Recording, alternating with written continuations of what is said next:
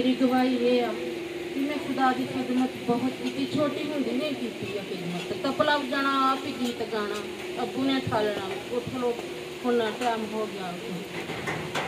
सारी जिंदगी मैं खुदा दे नाल गुजारी आ, पर हुण जिहड़ा सी ना शैतान ने ऐसा अटैक किया। मैं खिदमत करती सां, विजिट करती सां, बीमार हो गई, इतनी बीमार हो गई, इन्फेक्शन हो गया दिल से मेरा। मैं इन्नी रोई मैं अपने बेटे को कहनी कराची वाले ने जल्दी आ जा, मेरी बाजू में बहुत दर्द होती, मैंने किसी तरीके ना हॉस्पिटल पहुँचाया जाए। उन्हें सारे टेस्ट मेरे बेटे ने करवाए, टेस्ट करवाने के बावजूद भी मैं कहनी मेरे जोड़े भैन भरावां ने ना दुआ की, पहले तो खुदावन का शुक्र करनी है, फिर मैं अपने भैन भरावां का जिन्होंने मेरे लिए दुआ की तो खुदा दी इज्जत ते जलाल मैं उन देनी है। मैं खुदावन का शुक्र करनी है। आसफ ने, उस्मा ने, सारिया ने मेरे वास्ते भैन भरावां ने दुआ की।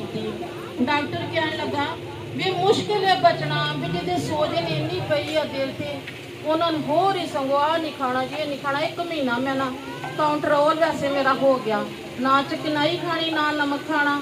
मैं क्या मैनू कबूल है, भावें मैं रोटी भावें पानी ना खा ला, भावें चीनी खोर के खा ला, तो मैं खुदावन का शुक्र करनी भी खुदा ने मैनू बचाया। तो मैं खुदावन की खिदमत करांगी, उहदे नाल इज्जत ते जलाल देवांगी।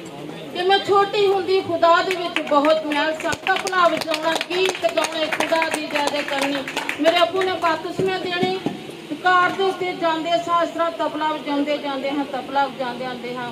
खुदा दा शुक्र है जाके तो मैं होश संभाली आ, मैं खुदा दे विच ही मतलब मेरे अबू मेरी अम्मी बहुत सारे हुण भैन भरा भी इसे लैन च खुदावन दा मैं शुक्र करनी आ।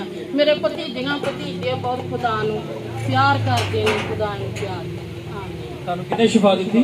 यीशु ने। आमीन। यीशु के जलाल के लिए जोरदार तालियां।